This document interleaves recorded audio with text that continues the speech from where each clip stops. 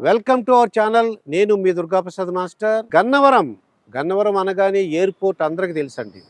కానీ 2024 ఆంధ్రప్రదేశ్ ఎలక్షన్లో గన్నవరం నియోజకవర్గం ఒక ప్రత్యేకం. తెలుగు ప్రజలందరూ అటు తెలంగాణ ఇటు ఆంధ్రప్రదేశ్ అందరూ కూడా ఈ గన్నవరంలో ఏ పార్టీ గెలుస్తుంది, ఏ పార్టీ ఓడిపోతుంది తెలుసుకోవాలని అనుకుంటున్నారు. ఈరోజు నేను గన్నవరం వచ్చాను. గన్నవరం నియోజకవర్గ ప్రజలను అడిగి ఏ పార్టీకి ఓటు వేస్తారో తెలుసుకుందాం, ఏ పార్టీ వైపు తెలుసుకుందాం రండి. నా పేరు భాష. ఇప్పుడు మన గన్నవరంలో ఎలక్షన్ జరగబోతున్నాయి. ఏ పార్టీ గెలవడానికి అవకాశం ఉందంటారు? నాకు తెలిసిన మటుకు తెలుగుదేశమే గెలిచిద్దండి. అంటే వీళ్ళు వైసీపీ వాళ్ళు ఏమంటారు, మేము పథకాలు ఇస్తున్నాం, డబ్బులు పంచి పెడుతున్నాం అంటున్నారండి. దేనికండి? ఎవరు ఏమన్నారు?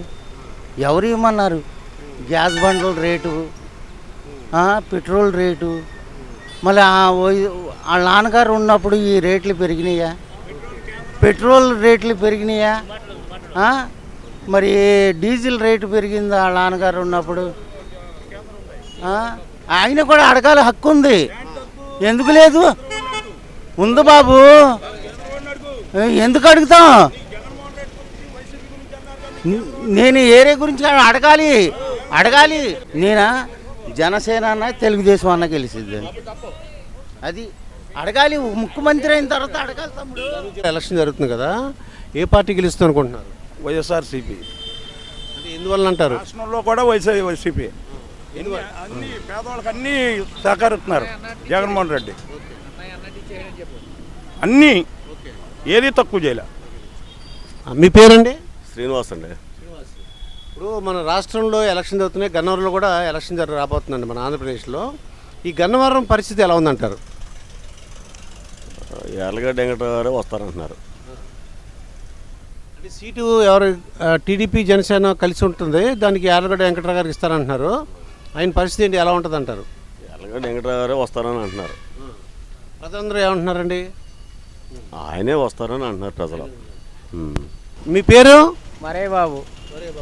ఇప్పుడు మీరు ఏ పార్టీ గెలుస్తారు అనుకుంటున్నారు? మీరు జగన్ వస్తాడు, జగన్ మళ్ళా. బాబురావు. ఇప్పుడు మనకి ఆంధ్రప్రదేశ్లో ఎలక్షన్ రాబోతున్నాయి, ఏ పార్టీ గెలవడానికి అవకాశం ఉందంటారు?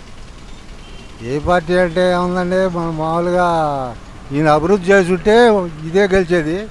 అభివృద్ధి లేదని ప్రజలు అనుకుంటున్నారు. అంటే మరి ఏ పార్టీ అభివృద్ధి లేదు కాబట్టి ఏ పార్టీకి మరి ఓటేద్దాం అనుకుంటున్నారు? ఏవైతే తెలుగుదేశం చేద్దాం అనుకుంటున్నారు. తెలుగుదేశం జనసేన రెండు కలిసినాయి కదా, ఎలా ఉంటుంది అంటారు? ఏదైనా అట్ట కలిసి నాకు ఇష్టం లేదండి. తెలుగుదేశం ఒంటరిగా చేస్తే బాగుండేది. అయితే ఇప్పుడు వైసీపీ మేము డబ్బులు ఇస్తున్నాం అది అంటున్నారు, దానివల్ల పని ఏమైనా అవుతుంది అంటారా? ఈ డబ్బులు ఇచ్చినా కానీ కొద్దిగా ఇబ్బందిగానే ఉంటుందండి పార్టీ. అంటే వ్యతిరేకం అంటే ఎందువల్ల అంటారు? వ్యతిరేకం రోడ్ల పరిస్థితి గురించా, దేని గురించి? అభివృద్ధి లేదండి. రేపు రాబోయే పిల్లల భవిష్యత్తు పాడైపోతుంది కానీ అది దాని గురించి ఆలోచిస్తున్నారండి జనం. అయితే మీరు ఏ పార్టీకి వేద్దాం అనుకుంటున్నారు ఫైనల్గా చెప్పండి? టీడీపీకి వేస్తాం. ఇప్పుడు మనకి ఆంధ్రప్రదేశ్లో ఎలక్షన్ జరుగుతున్నాయి కదా, ఏ పార్టీకి వెళ్ళడానికి అవకాశం ఉందంటారు? వైసీపీ. ఎందువల్ల వైసీపీ అండి? ఎందువల్ల వైసీపీ అంటారు?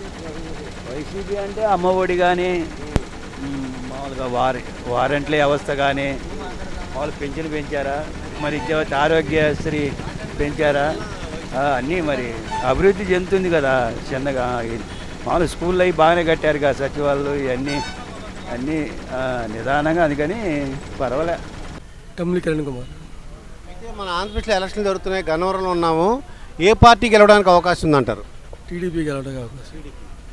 ఎందువలన టీడీపీ గెలవడానికి అవకాశం ఉందంటారు? అంటే వెంకటరావు గారికి సింపతి ఉంది, ప్రజెంట్ టీడీపీ వస్తుందని జనాలు బయట. ఈ గన్నవరం నియోజకవర్గంలో తెలుగుదేశం అలాగే జనసేన రెండు కలిసి ఉన్నాయి కదా, దానివల్ల లాభం ఉందంటారా, నష్టం ఉందంటారా? లాభమే. ఇప్పుడు గన్నవరంలో టీడీపీ జనసేన ఆ కూటమి గెలుస్తుంది అంటున్నారు. మొత్తం రాష్ట్రం మొత్తం మీద ఏ పార్టీ గెలవడానికి అవకాశం ఉందంటారు? టీడీపీ జనసేన గెలుస్తుంది. నా పేరు ఆంటోనీ సార్. ఆంటోనీ గారు, ఇప్పుడు మనకి గన్నవరం నియోజకవర్గంలో ఎలక్షన్ రాబోతుందండి, ఏ పార్టీ గెలవడానికి అవకాశం ఉందంటారు? ఏమండి, జగన్ గారు చేసిన కార్యక్రమంలో బట్టి మరి జగన్ గారు గెలిచే అవకాశం ఉంది. అదండి, ఆయన అన్ని విధాల మరి ప్రజలను ఆదుకొని అమ్మఒడి అని ఆయన చేస్తూ ఉన్నారు కదా, అవకాశం ఉంది. అది మరి ఏమవుద్దో మనకి ఏం చెప్పగలం. అంటే కొద్ది ప్రతిపక్షం వాళ్ళు ఏమంటున్నారంటే అండి అంటే అభివృద్ధి లేదు, రోడ్లు వేయలేదు. కరెక్టేలేండి, రోడ్లు వేయలేదు. అయితే ఏంటంటే మేము డబ్బులు ఇచ్చాము, ఆ ఓట్లు పడినా చాలని వాళ్ళు అభిప్రాయపడుతూ ఉన్నారు. అది ఎక్కువ శాతం